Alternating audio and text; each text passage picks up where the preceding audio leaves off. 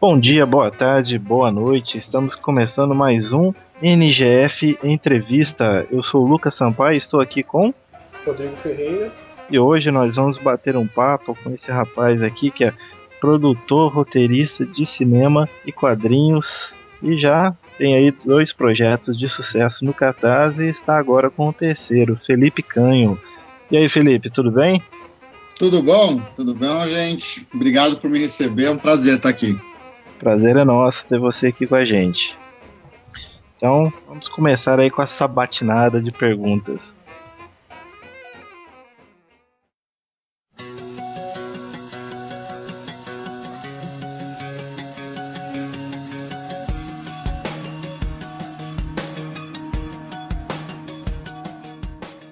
Você teve já dois projetos bem-sucedidos no Catarse. O primeiro é de um filme, né, Bala Sem Nome, e o segundo é de um quadrinhos, Lost Kid buscando Samarkand. E você fez essa guinada do cinema pro quadrinho. Então, primeira pergunta que eu tenho aqui: qual que é a sua formação, Felipe, para você fazer essa... Obviamente que o gosto, a gente adora também cinema, quadrinhos, tudo isso junto, né? Mas fiquei curioso, a sua formação acadêmica... A minha formação é inteira de cinema. Eu me formei em cinema na FAAP, aqui em São Paulo, e aí depois eu fui fazer um mestrado também em cinema lá nos Estados Unidos. Passei 5 anos lá fora, em Los Angeles, tirando meu mestrado em cinema e trabalhando com cinema. Então, assim, eu nunca passou pela minha cabeça que eu fosse investir tanto em quadrinho, ou que eu fosse ter uma carreira de quadrinho além da carreira de cinema. Foi uma coisa que acabou acontecendo meio que sem querer, Foi uma coisa que me achou. Então, Felipe, a gente viu que você trabalhou tanto com uma arte como com a outra, né? Tanto quadrinho como cinema. E qual seria as principais diferenças que você sentiu assim, na criação de um quadrinho e na criação de um filme? Na verdade, o cinema, em termos de fazer cinema, é muito mais complicado, é bem diferente, né? Apesar de que, como é que eu explico? Escrever o roteiro em si, para mim, acaba sendo muito parecido. Minha formação de cinema me ajudou muito a fazer o pulo para quadrinho de forma assim, tipo, bem tranquila. Por quê? Porque o roteiro de cinema, você escreve o roteiro e aí a próxima etapa dele, quando você for começar a rodar o filme, é você pegar esse roteiro e quebrar em planos, em quadros, né? Você vai fazer o storyboard, você vai quebrar ele, você vai decupar esse roteiro. E no quadrinho é a mesma coisa, eu tinha um roteiro, ele estava lá prontinho e tal, e eu passei pelo mesmo processo, só que ao invés de fazer o storyboard, eu fiz direto o quadrinho que foi o produto final, né? Sim. Enquanto que no cinema, você decupar o roteiro, você tá ainda no começo do começo do começo. Eu sei porque eu tô passando, né? Eu terminei de rodar o Bala Sem Nome em novembro de 2012 e tô aqui ainda na luta para terminar o filme. Assim, no momento, o filme está em pós-produção. Tá em pós-produção, exatamente. A gente estamos no final da pós-produção. A sua meta para o Bala Sem Nome era filmar ele em 10 dias. Você conseguiu esse prazo? Ultrapassou? Deu tudo certo? Então, na verdade, quando a gente lançou o projeto no Catarse, a gente ficou 2 meses com ele, se não me engano. A gente tinha realmente essa pretensão de rodar o longa todo em 10 dias. A gente ainda não tinha feito ainda uma pré-produção ainda para saber se era possível rodar o filme em 10 dias. A gente era só um desafio que a gente tinha se proposto a fazer. A gente acabou passando, mas não foi muito. A gente rodou o filme em 14 diárias. E, se eu não me engano, foram 15 dias. A gente teve um dia de folga entre os 14.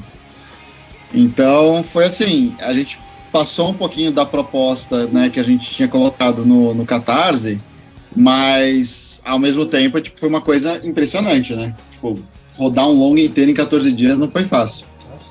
Não, é bem rápido mesmo. E Felipe, você comenta, eu cheguei a ler algumas entrevistas suas a respeito da produção do Bala Sem Nome, que você comenta que os quadrinhos, né, porque você sempre foi fã de quadrinhos, que os quadrinhos influenciaram bastante na escolha de alguns enquadramentos do filme. e você se inspirou em alguns enquadramentos de histórias em quadrinhos famosas para determinadas cenas do filme, até falas mesmo, assim, alguma homenagem que você fez dentro do filme para esses quadrinhos? Não necessariamente, eu não peguei um quadrinho, abri ele e falei, nossa, vou fazer esse plano. Eu acho que não teve esse processo consciente. Entendi. Mas uma coisa que eu sempre fiz, porque eu leio quadrinho desde que eu me conheço por gente, sem brincadeira. Eu comecei, acho que como todo mundo, lendo Turma da Mônica, depois eu li muito quadrinho da Disney, e com 11 para 12 anos eu comecei a ler Marvel e DC e não parei mais. Eu leio até hoje. E acho que eu vou continuar lendo, porque é uma coisa que eu adoro. Então, eu acho que isso, os tipos de enquadramentos, eu cresci lendo esse material e vendo esse tipo de enquadramento. Então, até as brincadeiras de cinema que eu fazia na faculdade, porque, tem aquela, todo mundo acha que fazer cinema é você pegar uma câmera e sair filmando e que vai sair alguma coisa coesa, e não é muito assim. Então, até quando eu estava aprendendo a fazer cinema, quando eu achava que sabia alguma coisa, mas na realidade eu não sabia nada, mesmo assim, eu já tentava emular uma linguagem mais de quadrinho nos filmes que eu fazia. Então, por exemplo, um dos primeiros filmes, não é filme, mas um dos primeiros exercícios audiovisuais que eu fiz na faculdade foi um curtinha de Guerra nas Estrelas, de Star Wars. E lá eu já fazia os enquadramentos um pouco mais fora da regra, um pouco mais amalucados, entendeu? Então, assim, conscientemente, eu te falo que não teve um quadro específico que eu peguei de um quadrinho para fazer no meu filme. Mas eu tenho total certeza de que se você assistir o filme, você vai achar quadros que você fala, nossa, tem cara de quadrinho, isso. Até porque os quadrinhos fizeram parte da minha formação, mesmo que não de forma formal, entendeu? E o que a gente pode esperar do Bala Sem Nome? Eu fiquei muito contente com o Bala Sem Nome. Vou te falar que eu não esperava que ele ficasse tão legal, sendo muito sincero. Porque como a gente saiu para fazer ele meio que numa correria e com pouco dinheiro e tal, eu falei, isso aqui, se a gente conseguir rodar tudo que a gente quer, já vai ser tipo um milagre, né? E não só a gente conseguiu rodar tudo que a gente precisava para contar a história do jeito que ela tinha que ser contada, mas como todo mundo se entregou muito, tipo, a equipe toda, foi assim, foi incrível, tipo, a equipe que se formou, o elenco, sabe, tipo, a gente colocou um elenco de atores experientes, de famosos, que estão acostumados com novelas da Globo, que tem uma grana absurda e tal, e a gente achou que, olha a encrenca que a gente tá enfiando eles, né, vamos rodar um filme em 14 dias, tinha diárias de 14, 15, 16 horas, a gente dormia 2, 3 e já voltava a rodar o filme, e os atores estavam na mesma pegada, sabe, tipo, a Paula Oliveira teve uma diária que ela dormiu 2 horas, de uma diária para outra. A gente conseguiu revezar a parte da equipe, então os cabeças, né, o diretor de fotografia, eu, a produtora e a diretora de arte, nós fomos os únicos que viraram de uma diária para outra, descansando 1, 2 horas no meio, e aí o restante da equipe teve essa rotatividade, e a gente não, e a Paola foi o único dos atores que virou com a gente. E assim, então assim, a gente chutou o balde, em termos de logística da filmagem, a gente chutou o balde, e a gente esperava que o negócio rolasse de um jeito ou de outro, e rolou. O resultado ficou muito bacana, ficou realmente muito surpreendente, e agora na pós-produção, quando a gente vai fazendo as coisas com calma, aí que você vê o filme tomando forma de verdade mesmo, e tá ficando muito 10. A gente recebeu a trilha sonora o mês passado, é um compositor americano que está compondo a trilha, e a gente só foi atrás desse cara especificamente porque a gente achava que o gênero que a gente está fazendo não é muito comum, é um thriller, né? Então é um filme diferentão, e a gente achava que a gente precisava de uma trilha sonora com essa cara, né? Com a cara dos filmes que a gente tinha como referência, né? Então, que eram os filmes de Hollywood. Então a gente foi atrás desse cara e ele fez um trabalho sensacional, dá outra cara no filme, quando você escuta a trilha e você vê, olha que animal, olha o clima que essa música tá dando. A gente até acha que o trabalho de todo mundo melhora, e olha, a fotografia parece que melhorou, e não tem nada a ver, tipo, a fotografia já tava 10 do jeito que tava, mas se botar uma música que dá o clima, o tempo certo na cena, dá outra cara pro filme. Então assim, eu tô bem contente, acho que as pessoas vão se surpreender, até porque não é um gênero muito comum no Brasil. a forma como a gente realizou o filme já foi diferente e isso com certeza está aparecendo lá na tela.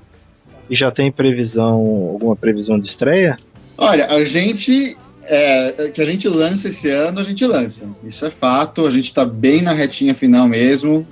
A trilha sonora já está praticamente pronta, falta ajustes. A parte visual, os efeitos já estão quase todos feitos. Falta realmente pouca coisa. A gente está agora terminando o áudio, que é a parte mais complicada agora para a gente, que vai desde, eventualmente, editar o diálogo, regravar uma fala, reconstruir alguma cena do ponto de vista de áudio, tudo isso dá para você fazer na pós exatamente para o filme soar o seu melhor. Tem o Foley, os efeitos de arma e tal, tem alguns tiros. Então, assim, a gente está terminando o filme, estamos bem na reta final, mas não dá para ter uma data de estreia. A gente não tem uma data de estreia ainda, até porque a gente está negociando com uma distribuidora para ver quando que é a melhor época para a gente lançar esse filme. Então, mas se tudo der certo, o nosso plano é lançar esse ano ainda. E o lançamento seria apenas em festivais ou vocês têm ideia de fazer em circuito nacional também? Então, aí já não cai nas nossas mãos. A gente produz o filme e coloca nas mãos de uma distribuidora e eles têm todo esse conhecimento, essa assessoria de eles verem qual o melhor tipo de lançamento, como vai ser feito esse lançamento. A minha vontade, óbvio, é conseguir lançar no maior número de salas possíveis, né? Mas não depende de mim. E eu acho que também é aquela coisa, né? O tamanho da produção em si não é o tipo de produção que você vai encontrar em qualquer cinema, em qualquer shopping center. Mas vamos ver aí. A minha vontade é lançar nos cinemas. Vamos ver. A gente tá na torcida aí.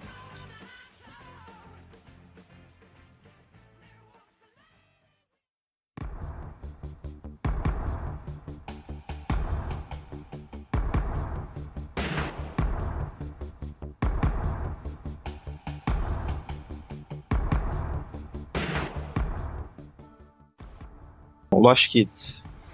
Então, Felipe, você falou em entrevistas que originalmente o Lost Kids era um roteiro de um filme de fantasia infanto-juvenil que você queria vender para Hollywood, né? E que você foi aconselhado a transformar esse roteiro em um formato de quadrinhos, porque facilitaria vender esse roteiro para algum estúdio que fosse se interessar por ele.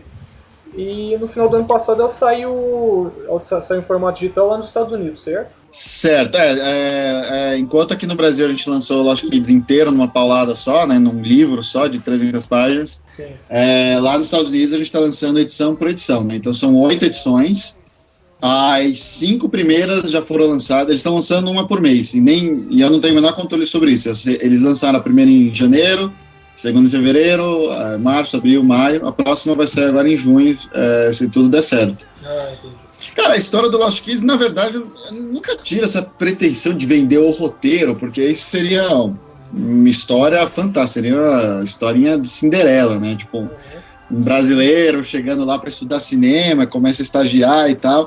Mas quando eu comecei a fazer meu curso de cinema lá nos Estados Unidos, eu precisava de um roteiro para desenvolver com eles em aula. E foi assim que o Lost Kids foi sendo desenvolvido. Eu tive a ideia do Lost Kids lá atrás, anotei a ideia num guardanapo, deixei ela guardadinha, e quando eu cheguei lá nos Estados Unidos, comecei a fazer o curso, eles falaram, pega uma ideia aí vai ser teu primeiro longa essa ideia. E eu me apaixonei pelos personagens, pela história, pela ideia, e eu realmente acreditava que tinha alguma coisa de especial naquele roteiro, e segui com ele. Então eu passei quase uns 4 anos escrevendo e reescrevendo o roteiro do Lost Kids como roteiro de cinema, mas assim, literalmente começando do zero, de jogar fora o que eu tinha antes, começar do zero, e foi assim que eu fui aprendendo a escrever cinema, entendeu? Então, tipo, no fundo do livro do Lost Kids tem umas 30 páginas de making off lá, e eu entro mais em detalhes sobre isso, mas, por exemplo, a primeira versão do Lost Kids era uma turma inteira de escola que desaparecia. E aí eu tive 2 professores fantásticos que me aconselhavam e tal, aí eu desenvolvi o roteiro com eles, e mesmo depois que eu me formei, eu ainda passei 1 ano e meio desenvolvendo junto a outros profissionais, participando de competições. Foi um processo mesmo de aprendizado para mim. Eu fui realmente aprendendo cada vez mais a escrever roteiro em cima do Lost Kids. Então eu sempre acho que eu escrevi, sei lá, 4, 5 roteiros, mas todos eles são Lost Kids, sabe? E até a hora que dois dos meus chefes que estavam me ajudando nesse processo, eles falaram, meu, isso aqui tá bacana, tá melhor do que eu pensava, até pelo teu domínio da língua, né, você sendo brasileiro, a gente achou que teu inglês pudesse ser um pouquinho mais abrasileirado, diga-se de passagem, né, tipo uma coisa assim. E eles falaram, mas pensa bem, isso aqui é um roteiro de fantasia, isso aqui você pega, você imagina que seja uma produção tipo de 100 milhões de dólares, pelo menos, por baixo, assim, você vai criar um mundo novo, aventura, magia, escambau. Eles falaram, por que você não transforma isso em livro ou quadrinho antes? Porque aí, se o livro e o quadrinho fizer sucesso, aí você tem uma chance de verdade de Hollywood olhar para aquele material com olhos um pouco mais cuidadosos. Falar, não, pera lá, tipo, pode ser que esse roteiro, esse quadrinho, esse livro já tem bastante fã, aí a gente pode até pensar em fazer alguma coisa com ele. Hollywood hoje em dia não vê mais nada além de roteiro pronto, né? Assim, exatamente. Você não vê coisa original de Hollywood. É bem difícil. Então, eu segui o conselho deles. Eu peguei e a única decisão que eu tive que tomar era se ia ser quadrinho ou livro. Sempre gostei muito de quadrinho, sempre gostei da parte visual do quadrinho. E eu achava que, até pelo inglês, porque uma coisa é você escrever um roteiro em inglês, onde o que vai transparecer são os personagens na tela, então você não precisa ser tão detalhista e ter uma prosa muito robusta na hora de escrever o teu roteiro. Você precisa ser simples e direto no roteiro, para a pessoa entender o que é aquela imagem. Agora, um livro, uma novela, você precisa, né, escrever com mais cuidado, né, dar aquela floreada, e eu não falei, isso aqui eu acho que é me arriscar demais. Por melhor que seja o meu inglês, eu ainda sou um brasileiro que tem o inglês como segunda língua. E eu estava morando lá e o Lost Kids era para o mercado norte-americano. Então eu simplesmente achei que a parte visual do quadrinho ia me ajudar. Eu só precisaria escrever os diálogos e isso eu conseguiria fazer com a ajuda de alguém e tal, questão de ouvido, de sotaque e tal. E aí foi assim que eu tomei a decisão de transformar Lost Kids então num quadrinho. E como é que foi todo o processo de angariar esse tanto de desenhistas para fazer os quadrinhos? Era a ideia inicial? Ou foi surgindo pelo meio do caminho, de variar os desenhistas? Como é que foi esse processo? Olha, foi engraçado. Tipo, eu acho que como tudo que vai acontecendo nas nossas vidas não foi planejado. Só que assim, eu sou muito fã de quadrinho, eu sou muito fã de artes, sou muito fã de ver um traço bacana, um traço que me agrada. Eu gosto muito de ver a criatividade dos caras, que eles, criam coisas do nada e desenham ali na hora e tal. Então, eu acho que na minha empolgação, eu fui querendo trabalhar cada vez mais, com mais e mais artistas. Toda vez que eu vi um artista que eu gostava, e eu tenho esse hábito até hoje, tá? Toda vez que eu vejo uma arte que eu gosto, um artista que eu gosto do trabalho do cara, eu dou um jeito de falar com ele. E isso começou lá atrás. Então, assim, o Lost Kids, a primeira coisa que eu lancei do Lost Kids foi um livro, um artbook, né, meio que apresentando os personagens, o mundo e a aventura. E já nesse livro, por mais que tivessem dois ilustradores chaves, ou dois ilustradores chefe no projeto, eles que desenharam a maior parte do livro, mesmo assim eu não resisti, peguei, toda vez que eu vi um cara que eu gostava, e aí, tô com esse projeto Lost Kids, o que você acha? Tá. Então, através desse artbook, eu já fiz muita amizade com vários artistas. Quando eu comecei a produção do Lost Kids, é um roteiro de cinema. O roteiro de cinema me virou umas 200 e sei lá quantas páginas de quadrinho.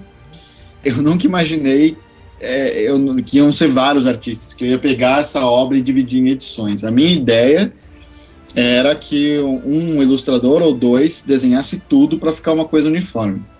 Só que é muita coisa. Tipo, os caras não davam conta. Até porque é um projeto independente, eu estava bancando tudo do meu bolso aos poucos, então eu estava trabalhando lá nos Estados Unidos, eu tinha meu salário, eu sempre separava um pouco do salário para botar no Lost Kids. Mas não era, obviamente, suficiente para o cara deixar de fazer, seguir a carreira dele, fazer os trabalhos dele para fazer o Lost Kids. Então o cara fazia no tempo livre dele. E o que aconteceu, o que foi acontecendo é que todo mundo que entrava para fazer, sei lá, começou com os dois irmãos tendo que fazer as 230 páginas. Aí eles falaram que não ia rolar, que eles iam fazer metade. Aí já fui lá e peguei outro cara para fazer outra metade. E aí todo mundo foi entrando, porque realmente não dava conta. Aí até chegou uma hora que eu já estava com umas uns 4, 5 ilustradores diferentes e 3 coloristas para dar conta do recado do trabalho, e falar, bom, vou pegar essa história, vou ver onde tem os ganchos, que eu consigo terminar cada edição em teoria, vou ver quantas edições tem. Fechou 8 edições, aí eu tomei a decisão de, na verdade fecharam 7 edições, foram 7 edições e eu tomei a decisão de cada edição ser um time criativo diferente. Até para o projeto andar mais rápido, eu não queria passar 10 anos da minha vida na produção do quadrinho. Eu já fazia 6 que eu estava desenvolvendo o Lost Kids como Lost Kids, eu não queria passar outros 10 para produzir o quadrinho. Então foi assim que aconteceu. E ainda para facilitar a leitura e para facilitar, para dividir direitinho as páginas, ainda peguei a 7ª edição e dividi em 2. Então ficou 7ª e 8ª. E foi assim que ficaram com tantos artistas. E eu sempre, como eu disse, eu sempre gostei de trabalhar com artistas. Então, tipo, uma das coisas que eu fiz mais de uma vez foi um concurso de artes. Desenho o personagem do Lost Kids e ele entra no livro, vai ter uma premiação em dinheiro, porque isso sempre foi enriquecendo muito o mundo do Lost Kids, porque cada artista que dava a sua visão de um personagem, ou de um lugar, ou de uma parte da história, eles traziam alguma coisa muito criativa com eles que eu talvez não, eu tenho certeza que eu não teria pensado naquilo.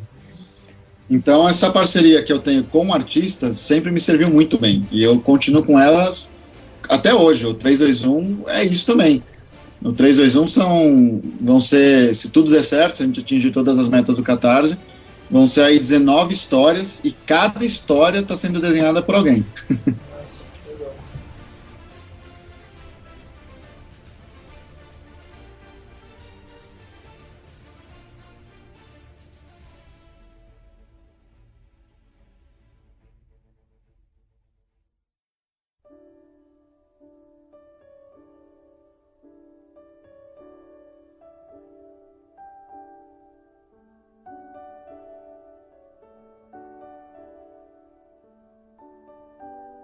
E o 3-2-1, então, vai ser uma antologia, né, que é no mesmo estilo do MSP 50, né, que vai, na verdade, de certa forma, vai servir como uma vitrine para cada artista que está participando, né, tanto os mais conhecidos como os não tão conhecidos assim.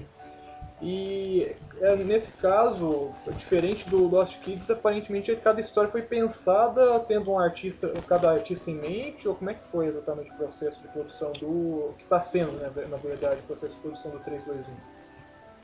Então, o 3-2-1 já foi uma coisa que eu já pensei já com essa proposta. Ah, não, vai ser uma coletâneazinha de histórias. Quando eu tive a ideia era para fazer um projeto um pouquinho mais simples. Eu queria ficar aí com 12 histórias.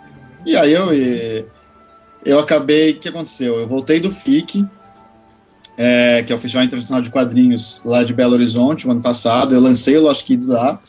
E eu fiz muita amizade com muito artista bacana. Eu acho que, assim, a galera de quadrinho, juro, eles são... A comunidade de quadrinhos, eu só tenho elogios a fazer, porque eles te recebem muito bem. Não são tantos quadrinistas assim no Brasil, eles parecem uma grande turma. Todo mundo se conhece, todo mundo é amigo, e todo mundo torce pelo sucesso um do outro. Eu acho que isso é muito legal. Assim, foi fantástico. Quando eu levei o Lost Kids lá, eu era a ovelha negra, eu tava chegando lá do nada.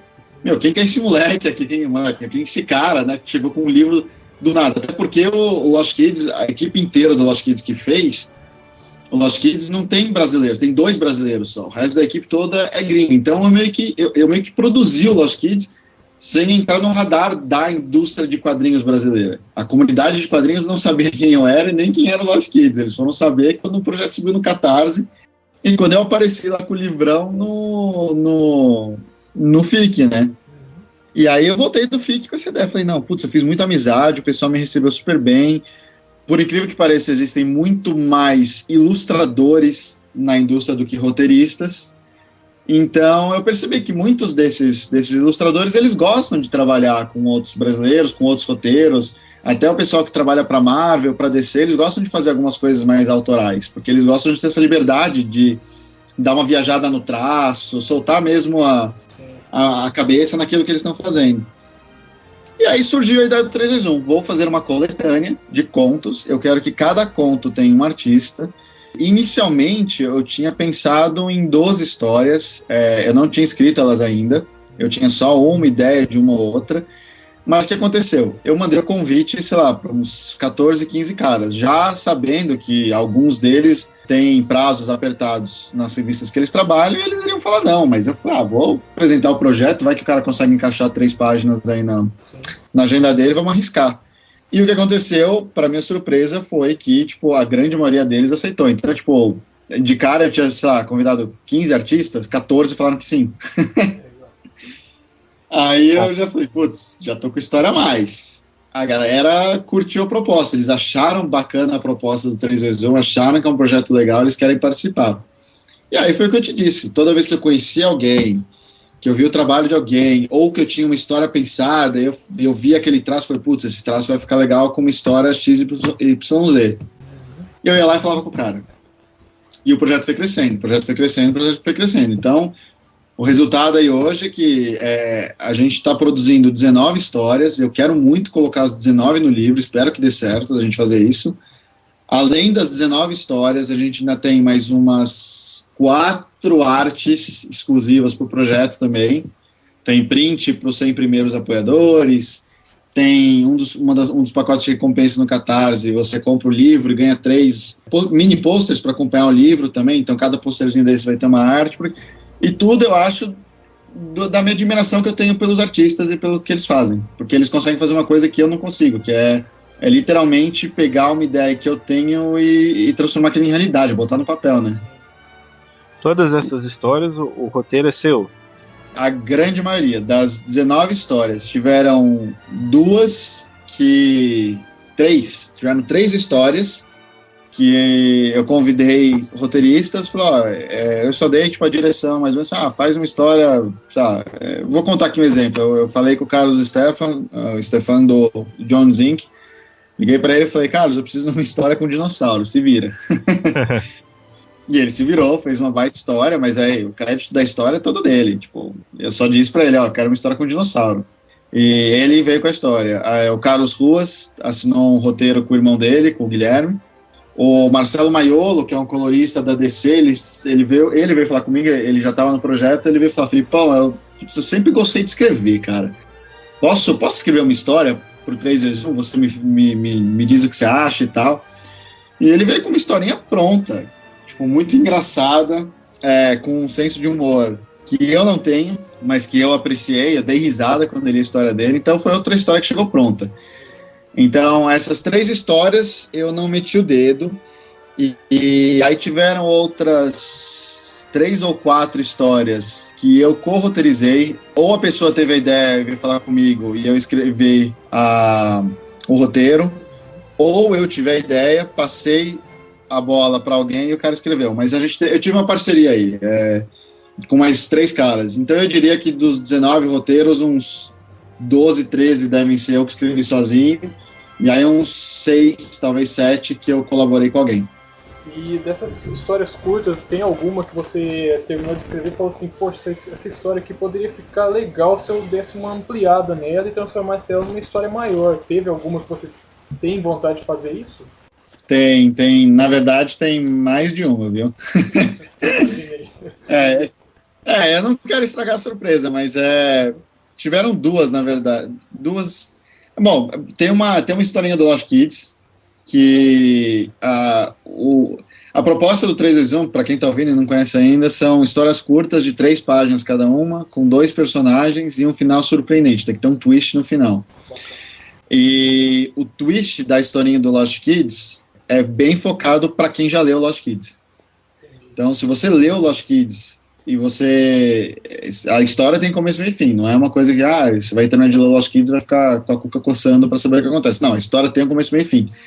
Mas sabe aquelas cenas que aparecem depois dos créditos nos filmes? Sim. Que dá Marvel Feelings. Dá só um gostinho, uma palhinha que pode vir a acontecer. O 321 do Lost Kids é mais ou menos isso, é como se fosse a cena depois dos créditos. Entendi. E o twist dela realmente só vai ser... Tem um twist, quem lê a história vai ver que tem um twist lá, mas o fã mesmo só vai apreciar se ler o Lost Kids. E essa historinha de 3 páginas, ela dá a entender de que vai ter um Lost Kids 2, que é algo que eu pretendo fazer no futuro. Não esse ano ainda. Já ia perguntar isso, porque Lost Kids, como você disse, é uma história fechada, tem começo, meio e fim, mas fica aquela sensação, né? Poxa, eu quero conhecer mais do que vem adiante aí. Então vai ter um Lost Kids 2.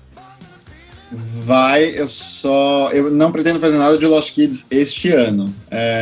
Ano que vem, vamos ver como é que começa 2015, mas é que aquela coisa, eu sei, é engraçado quando você escuta os caras ferrados de cinema, né, o Joss Whedon da vida, né, os caras que estão fazendo Vingadores, X, eles falam, não, a gente só vai fazer um 2 se a gente achar uma boa ideia, se a gente achar o roteiro certo, e a gente acha que tudo isso é balela, né, que é tudo papo. Mas é que tá, eu ainda não achei a ideia pro Lost Kids 2, entendeu? A única coisa que eu fiz foi abrir uma porta com esse 3-2-1 de que possa vir a ter um Lost Kids 2, mas ainda não tive a ideia que vai fazer assim, ou o projeto ser animal e vamos que vamos. Eu espero ano que vem, deixa para ano que vem que eu pretendo retomar. E assim, só voltando naquela pergunta que eu fiz mais cedo, você tem alguma noção de como foi a recepção do material lá fora? Como está sendo a recepção? Você está vendendo bem? Se o pessoal está gostando? Eu tive um pouca ideia, não tive muita ainda. O que eu sei foi que no dia do quadrinho grátis, no Free Comic Book Day, o Comixology, que é o distribuidor do Lost Kids, eles fizeram uma promoção onde eles distribuíram, se não me engano, a primeira edição grátis, ou acho que por $1, alguma coisa assim. Eles fizeram uma promoção lá com Lost Kids, e assim como fizeram com outros quadrinhos independentes, vários outros quadrinhos independentes. Sim, eu cheguei a ver. E eu sei que nesse dia, os quadrinhos independentes, por eles terem esse incentivo, eles compuseram a lista dos mais vendidos do site, para aquele mês. Bacana. E o Lost Kids estava entre eles. Eu tava no top 20, eu acho, dos quadrinhos mais vendidos no mês de abril, eu acho, talvez. Olha só. Mas isso é atribuído à promoção. Então, assim, eu realmente não sei o quão... Até pelo jeito que eles organizam a distribuição deles. Eles meio que fazem um balanço, acho que no final do semestre só. Então eu vou descobrir mesmo se tá fazendo sucesso ou não agora mais para junho e julho. Eu espero que sim.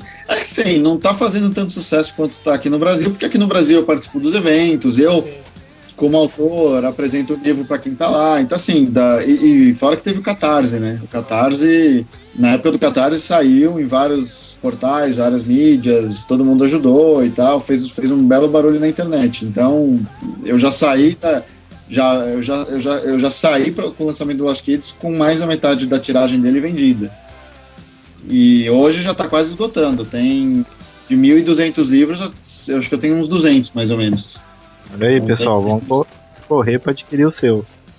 Já quase vendi todos os 1.000 livros. Quase. Porque como cada livro é numerado e é exclusivo, né?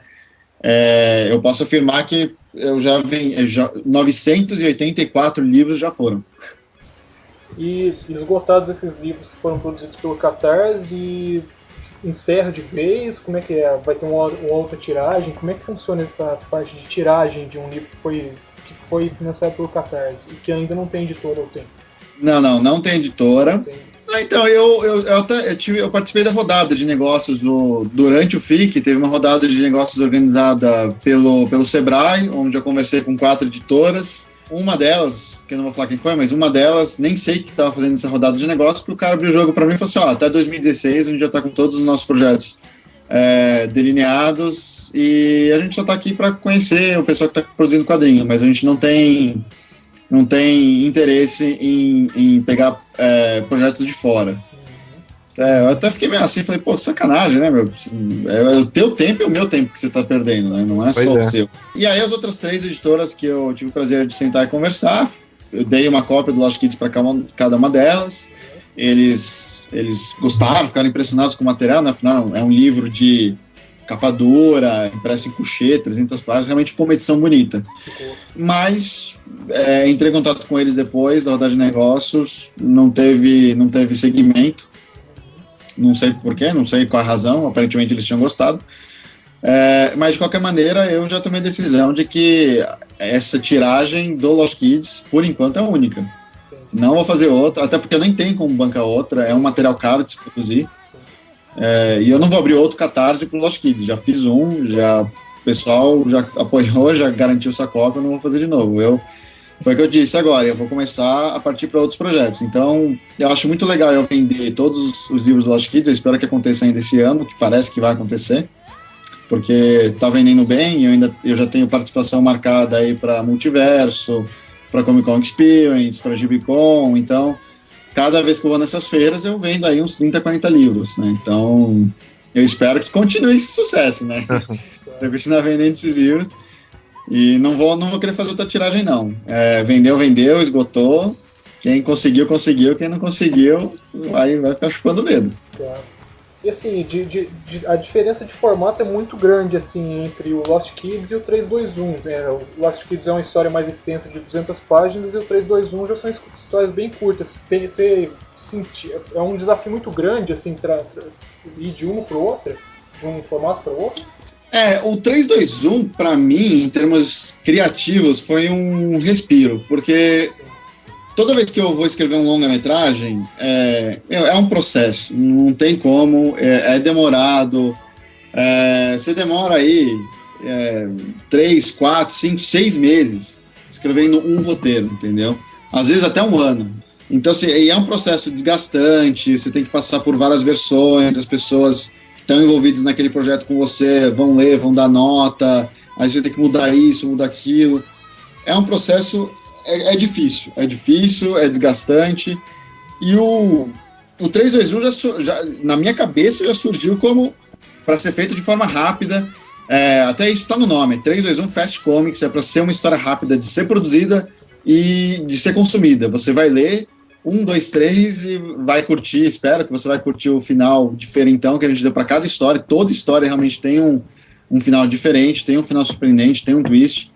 Então, foi bem diferente. Os formatos são bem diferentes, mas eu me dei muito bem, porque como eu estou acostumado a gastar tanto tempo escrevendo uma coisa só, com o 321 em 4 meses escrevendo roteiros, eu escrevi tipo, os mais diversos gêneros. Isso é muito legal. E eu estou muito feliz que o 321 tem história de tudo. Tem Velho Oeste, tem terror, tem comédia cotidiano, tem fantasia, tem espaço, tem steampunk, tem tudo quanto é gênero. Isso foi o mais legal. E não pesava para mim, entendeu? Eu pensava, eu tenho que escrever uma história, a maioria das histórias eu chegava pro artista que eu tinha convidado e falava, que gênero você acha mais legal? O que você gostaria de desenhar? Aí o cara, eu queria desenhar Velho Oeste. Se você tiver uma história de Velho Oeste aí, deixa para mim. Eu queria desenhar, essa foi o maior desafio. Teve 2 caras que me deram um desafio grande. O primeiro virou para mim, eu queria uma história meio steampunk, com lobisomem, e meio assim numa era Londres vitoriana, assim, sabe? Lá fui eu escrever um steampunk com lobisomem e fantasia, né? Então é muito legal isso, porque esse tipo de coisa não limitou minha criatividade, pelo contrário, ela me obrigou, me forçou a pensar em maneira diferente. Eu não estava tão livre quanto eu estava para escrever um longa. Aí teve um outro cara, essa foi mais difícil de escrever. O cara virou para mim e falou assim, e se a gente escrevesse uma história que você lê ela, né, nas páginas 1, 2, 3, aí você chega no final e você percebe que ela só faz sentido quando você lê ela ao contrário. Então muito você tem que ler, você lê 1, 2, 3, você chega na última página, no último quadro, e você lê ela de trás para frente. Você volta lendo. Você volta lendo. E essa foi difícil de escrever, cara. E foi difícil, foi a mais difícil, eu passei aí uns 10, 15 dias pensando nessa história. Eu acho que foi a única história mesmo, assim, que eu terminei de escrever, e eu, será que deu certo? Eu preciso mandar para alguém ler para ver se deu certo. E aí já mandei para algumas pessoas que leram e falaram, não, deu certo, o negócio rolou, e ficou legal. Então, essa é a maior diferença. As regrinhas, eu acho, de cada gênero, de cada brincadeira, de cada desafio do 321, elas mais me forçaram a pensar em soluções rápidas ali, e se vira, do que o tempo de um longa-metragem, que você tem aí 6 meses para ir fazendo, refazendo e refazendo as coisas até você acertar a mão. E o 321, na sua proposta de quadrinho rápido, já foi completamente diferente e eu gostei muito, tanto que eu nem lancei o 321 ainda, mas já tá ficando tão legal, os artistas estão gostando, tá todo mundo trabalhando empolgado, eu recebo arte todo dia, que eu já tô até pensando ano que vem acho que eu vou querer fazer mais fazer um 3-2-1 volume 2. Sim, porque Legal. o formato, assim, é fácil até de vender para os artistas, né? Porque não só pela quantidade de páginas que eles têm que desenhar, mas até pela variedade de estilos, de gêneros, né? Então, e até agradável até para a geração atual, né? Porque a geração atual não tem muita Geração internet. Exatamente. Pra ler uma história muito grande, então, assim, é bem atraente nesse sentido também. É rápido para todo mundo, é rápido para fazer, foi o que eu disse, não pesa muito para os artistas. E fora que, assim, tem alguns dos nossos artistas, eles estão acostumados a fazer 1 ou até 2 edições por mês de quadrinho, né? Você pega o Tony Silas, ele tá fazendo o Batman Beyond, da DC Comics. Eu tive uma conversa com ele hoje. Esse cara é um monstro, não sei como ele tem superpoder, ele é o Flash. Porque ele falou que ele consegue fazer em um dia 3 páginas. Caramba.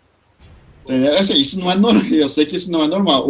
O ritmo, né? Não é nem normal, o ritmo comum é de que você faz aí 1 página por dia, fazer de 3 a 5 por semana, talvez 6. Mas o Tony é o Flash, cara. Ele falou, então ele virou pra mim hoje, ele falou, Filipão, vou te mandar amanhã. Ele falou, o planejamento dele, ele vai me mandar os layouts da página amanhã, eu já reviso e tal, a gente acerta a narrativa, né, eu e ele, a partir dos layouts. Ele vai pegar esse material na quinta ele vai fazer o lápis das 3, e na sexta ele vai fazer a arte final das 3. Eu nem tô com inveja. Pois é, eu falei, caramba, Tony, vamos ver. Tipo, e assim, ele nem precisa ser tão rápido assim. Eu falei pra ele, tipo, a gente tá aí com prazos finais para conseguir estar com o livro pronto em agosto. Então ele tem um tempinho, ele não precisa entregar sexta-feira as páginas. Mas ele falou que ele é o jeito que ele trabalha. Ele faz, e no Batman Beyond, eu acho que ele faz também 1 ou 2 páginas por dia, porque se você acompanhar o Tony no Facebook, além das páginas do Batman, ele ainda faz muita arte que ele pros fãs dele. Pode ver. Você segue o cara no Facebook, ele posta coisa nova todo dia. É impressionante. O cara que gosta do que faz, com certeza. Ele gosta. E tem algum outro gênero que você gostaria de trabalhar além de fantasia? Porque você está trabalhando com vários gêneros agora. Você tem algum específico que você gostaria de trabalhar, seja num filme, seja num quadrinho? O 3-2-1 veio para meio que saciar um pouquinho a minha forma de tentar vários gêneros de uma vez só.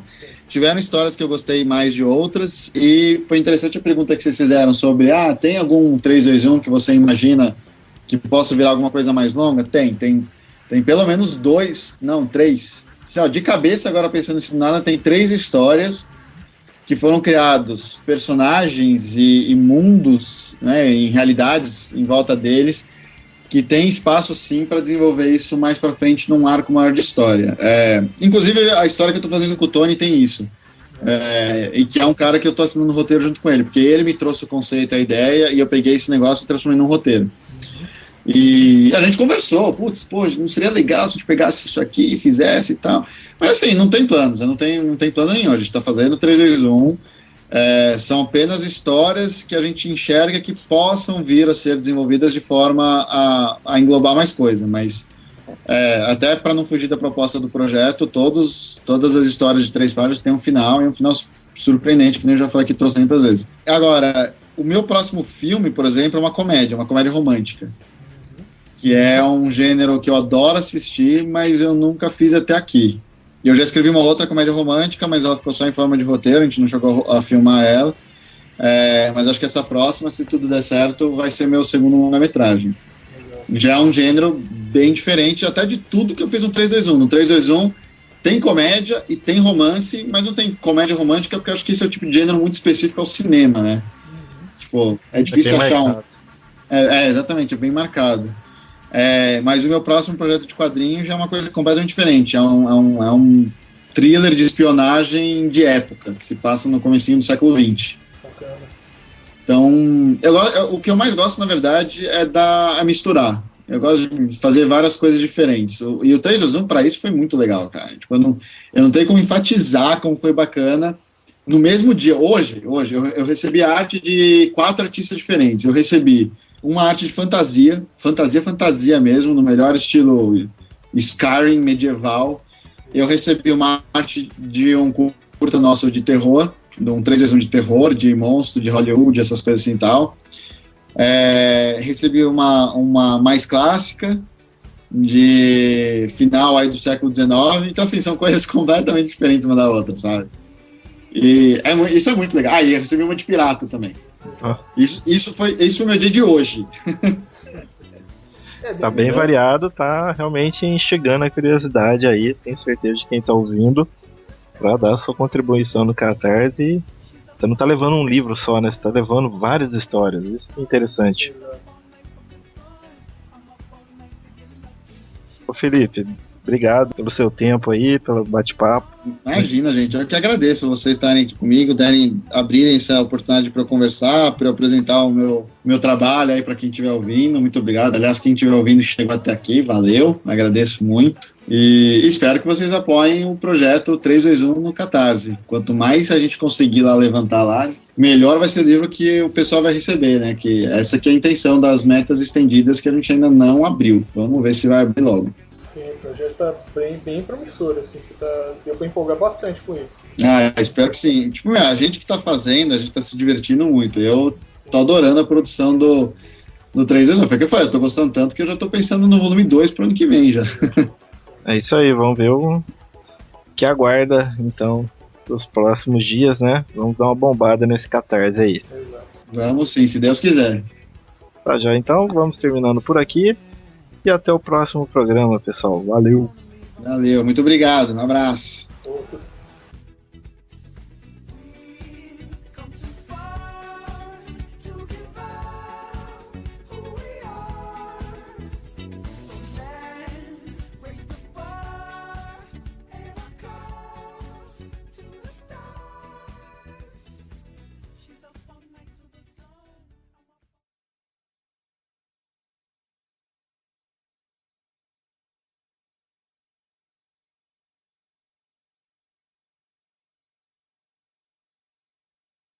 Mas, ô Felipe, Diga. você apresenta pra gente a Paula Oliveira? Oh.